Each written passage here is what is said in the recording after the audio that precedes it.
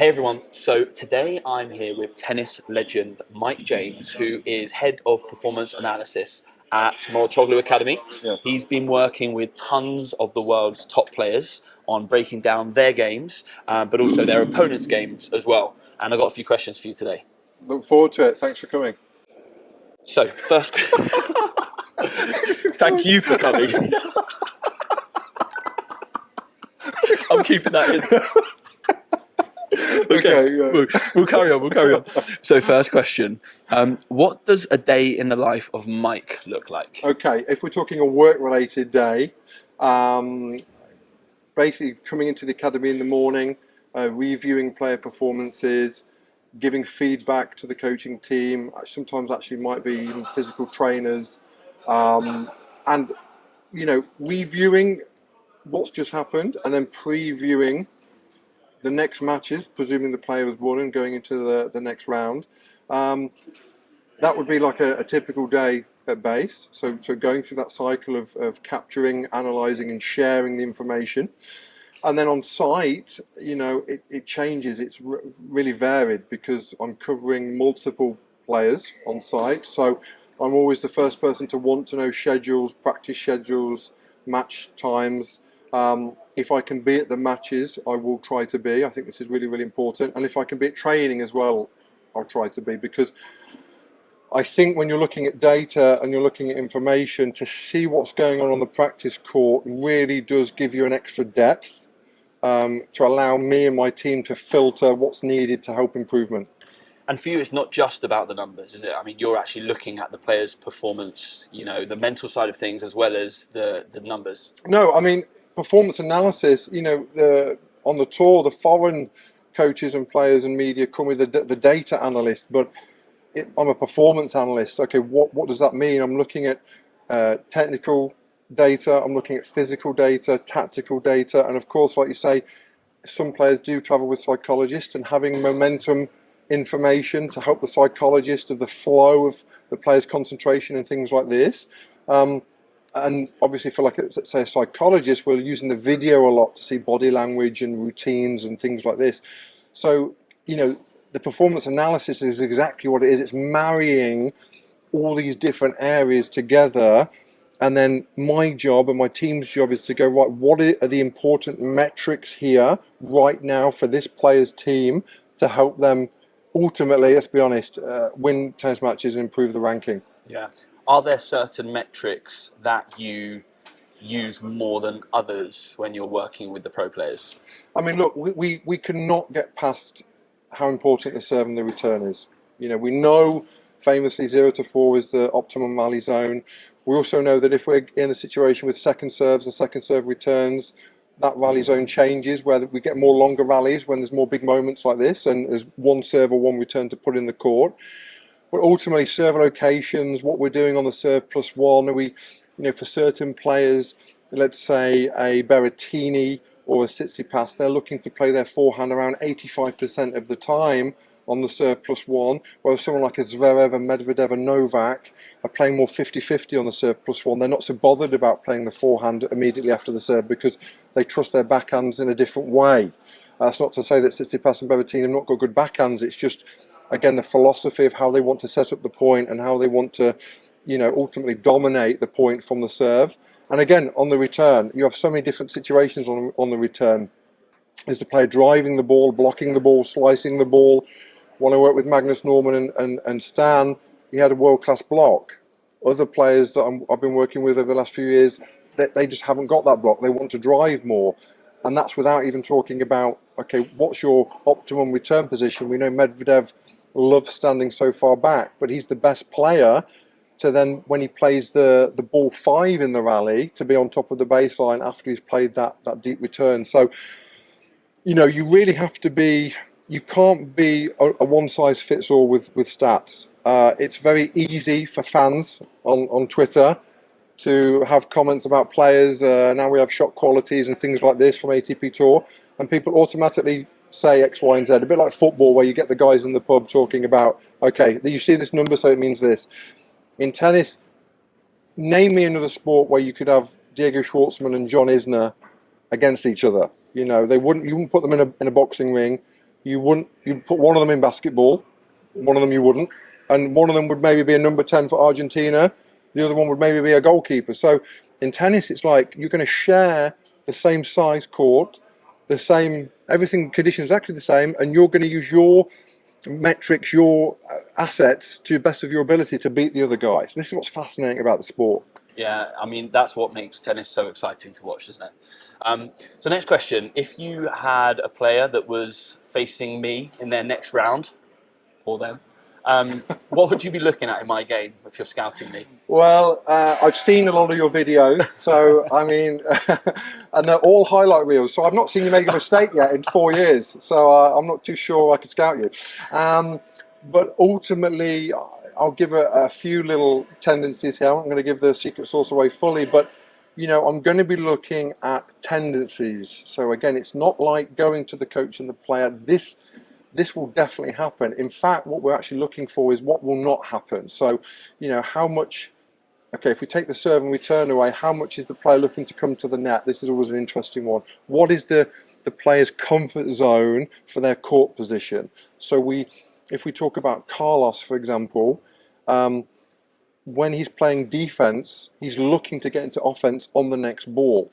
If you're looking at Zverev, when he plays defense, he's happy to be in neutral on the next ball. So again, it's looking at the tendencies and the game style of the player, of what do they like to do most often? What do they like to do? And often when players are under pressure, they go to what they're most comfortable doing under pressure. So these are the things we're looking at and diving into. Leading on from that then, you've got the data and the information that you require. How much of that information gets through to the player, and how much, you know, are you talking to the coach about that then feeds to the player? Again, without keeping the same script, it's individual. Of course, there's a mean average that we're looking to do. So if I was to give you a typical situation, we take thousands of data points, hundreds of different metrics and patterns of play. We're then filtering that to what we feel, this is what the analyst is all about, right? What we feel are the key areas in our player's game that we're working with, or the opponent. And then when we deliver that report to the coach then decides, this is the skill of the coach. So I always talk about the analyst is like the scientist and the doctor, and the coach is like the artist. So you have the creativity of the coach of how they're going to deliver it, and then we're coming with more facts, the good and bad news. So the coach, it's then for them to decide, right, how do I want to sell this to my player? And this can be really individualized. Now, this can be individualized to when they do it. So do they do it the night before? Do they do it in person? Do they do it nowadays remotely? They send something on WhatsApp for the player to visualize and read. Do they do it during the match warm-up? And all of these things happen with all of the different players that I've worked with and coaches I've worked with over the last 10 years. It's very individualized. Sometimes, so if we talk about scouting, sometimes players want to see what the opponent can do well and what they can't do well. Some players will never want to see what the opponent can do well. They only want to see, okay, how can I hurt this player? And I'm not interested in seeing any good highlights like you portray on your social channels of you hitting, you know, through the leg tweeners 7 times a day. So, you know, ultimately you have to be flexible to the team. You know, also, you know, we're dealing with different cultures, different ages. You know, what I was delivering for Magnus and Stan, you know, in his mid-30s is different than what I'm delivering to Lars and Holger when he's 21. So, you know, like I say, hopefully I gave you a good answer there, Yeah. but it's very individualized for sure. Yeah, no, completely understand. I mean, the one thing I always had in mind when it comes to how much data is too much data, I was kind of thinking, you know, if a pro has been told that at juice, when it gets to the crunch, their opponent is serving tea, that takes their human instincts out of the equation, right? They've spent years working on how to read a serve, how to read the toss, and that sort of thing. But if they've got in the back of their head that actually they've been given the data and that's arguing with their human instincts, it's not easy. Well, what is interesting about that, I would change. That's exactly what you just said. Is everybody's view of what my job or my team's job would be, right, going into a team. I would change this and talk about ball quality, because you can also have a situation where you give information like this, the player knows where the ball is coming, they load up to play that shot and they still cannot execute the shot because the quality of the ball of the opponent is just better. So for me, I'm a big believer in the player development side and developing and squeezing everything out of the player that you're working with to make them the best player. That for me is a much better way to go down the route than look at scouting, because also, like, you could be in a situation where I do the scouting for you and you win the first set 6-1, everything's going great, but there's a reaction now from your opponent. They might change everything that they've been doing and they've been working on. There might be a defensive baseline that they think, God, today this match is done if I don't do something crazy. So there's a reaction, right? And this is the beauty of the sport, you know, particularly in men's 5-set tennis. You can be 2 sets to love down. Look at Sinner and Medvedev in the final of Australia this year. You know, the change of return position and some of the serve patterns that Sinner did, and the coaching team delivered to him, you know, gave him time to get back into it. You know, the scoring system gives you time to get back in. You know, if we're a football team and my team Leicester are 3-0 down at half time, chances are we're probably going to lose that match because we only have 45 minutes to score, 3 goals to draw, 4 goals to win. In tennis, you have all the time in the world if you knuckle down and you change the strategy. Yeah, I mean, that leads on perfectly to my final question before the fun ones. Live coaching, you know, on-court coaching, which is now becoming more and more prominent on the tour. How does your role fit in with that, you know, live data and coaching? Well, it's funny because when I transitioned from coaching into performance analysis nearly 10 years ago, there was, first of all, we couldn't coach. The coaches couldn't coach. Only sport in the world that pretty much happens. And there was zero data or information to the coach. And now it's the opposite. Now you've got all the Grand Slams are providing live data. ATP is providing live data. WTA still is not doing that, but I'm sure that will happen soon. So ultimately, at some point, you're going to get a situation where analysts are going to be, you know, I describe myself in the match as the co-pilot to the coach. Sometimes in matches, I don't need to say anything at all. Sometimes the coach is asking me questions and I'm giving feedback. Again, it's up to the coach of what they do. And then sometimes I'm then looking at something that I see is maybe not normal to what we've prepared or what our player's doing, and I'll feed that back to the coach. So you've got this sort of cycle of information going on during the match, and ultimately the coach is not going to get over a lot of information, but sometimes it can be something subtle like change your return position, go deeper or go closer. It can be change the rhythm of the serve. It can be changing the height, you know. Again, it's multifaceted, right? Depending on the day, the conditions, like we talked about earlier. What other sport? We talked about Schwartzman and Isner. What other sport is played indoor concrete, outdoor concrete, then grass, and then clay? I mean, other sports are just not transitioning like this. So, again, this is what makes tennis fascinating. Yeah. I do have one more question. How do you see coaching evolving, but also how do you see the game itself evolving?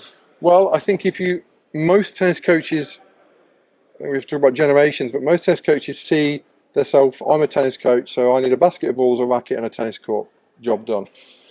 What's happened for me, particularly in the last 5 years or since COVID, is now you're getting the best coaches are looking into psychology, looking into nutrition, looking into the physical data and understanding, you know, how can that help my players' performance. And of course, they're looking more into what I'm doing, which is performance analysis. So a modern tennis coach isn't a basketball's a racket and a court and go and I'm going to make a world-class number one from this. You're not, because everybody else is using sports science. And this is another thing, you know, really to do it well, to do my job well, you need to be diving into sports science and really picking the brains of the physical trainer, the physio, the nutritionalist, and pulling it all together to optimize performance. Yeah. And the game itself, how do you see the players evolving? Well, I get asked this question a lot, and I would always say it's going to be, if I talk about Sinner right now, I said on an interview the other day, Sinner, basically he's not in defense. He's backing up, he's running full sliding, and he's still trying to hit something out of nothing, and he's doing it. So athletically, the game is still rising. You know, we talk about Roger Rafa Novak as the pinnacle of the sport that will never be beaten. Well, I think it's the same as the 100-meter record. It always gets beaten, right? Okay, it stayed for a while, but it's just human evolution, right, to get better. I think the biggest change in tennis will be down to, could the format change? We're here at UTS. It's a faster format. Is 5 sets going to stay? Are we going to have more surface changes or less surface changes? And the balls. I mean, we could talk about the balls for 2 hours, but on the tour, it's super frustrating when you're changing balls every week and the player gets a wrist injury, a shoulder injury because the ball is heavier, lighter, softer, faster, slower. And the balls dictate, you hear it all the time in commentating, oh, these conditions suit the player. And often they're not talking about the weather. They're talking about the court surface, so how much grit is in the sand if it's a hard court, and what balls they're using. And that's going to affect if a Medvedev or a Carlos or a Sinner wins the tournament. Yeah, nice. Right, some fun questions now. Okay. So we've had a few beers together, and I've heard some funny stories from you, and I'm sure most of them you can't share. But first question is, what is the funniest or most embarrassing story that's happened to you? Well, probably the one in Brisbane this year, which I can happily say is not in my job remit normally, but at Brisbane this year, I was looking after Holger's rackets, so taking them to the stringer and preparing them for the matches. And Holger played first round doubles before his singles with Andy Murray. And anyone that's been to Brisbane, the stringer is almost at the car park entrance of the venue. And Holger and Andy were playing the furthest match court away. So you're talking it's a 5-minute run for most people. And you were running? Well, the reason I was running is because I get to the match, I sit down, I'm talking to Andy's team, very relaxed, it's doubles, so we're a bit more calm than usual. Holger opens his bag, no rackets. He looks at me, and without almost a split second, I just immediately ran full power like Linford Christie. It's the fastest I've ever run in my life, for sure, there and back. And managed to sort of get the rackets to him before they were doing the serve in the warm-up. And I lived to tell the tale, but I think that was a yellow card at that point, and I don't think that'll... I'm not looking after his rackets anymore, funnily enough, but yeah, that was one of the most embarrassing ones. There could have been much worse. I've actually heard a couple of stories about you and Holger's rackets, but we won't go into it now. There's a couple. Okay, what's been the biggest mistake you've made professionally? Well, that was probably the one. I thought it was the same question. Okay, that's embarrassing. Okay, but biggest... I mean, I suppose when I was learning and transitioning from coaching into performance analysis, I was probably trying to give too much information to the coaches during that period. And I would say anybody that's looking to go into my field and learn is less is more, and really do understand that the players have to work off instincts, and it's not about the volume that you're giving, it's about the quality that you're giving. And probably that when I was I was late 20s transitioning into this, still coaching a little bit as well. And that was something that, I would learn and develop. And luckily, probably those mistakes I was making were on Futures and Challenger Tour. When I got my sort of first opportunity to work with Magnus Norman, I think I managed to pass the test there because he did hire me after I gave the presentation. But I'd learned enough to go in with a big coach and a big player to deliver, something good enough for them to want to hire me. Yeah, and I mean, that rings true with coaching itself as well as the performance analysis stuff. But we were just chatting earlier, you have had some unbelievable experiences working with some incredible coaches and mentors. And I'm excited to see where your next year takes you, because you're going to be traveling all over the world, working with lots of world-class athletes and players, and hopefully helping them with their tennis. But thank you so much for Thanks, mate. coming. Appreciate it. Great chat, and Pleasure. yeah, good luck with this year. Cheers.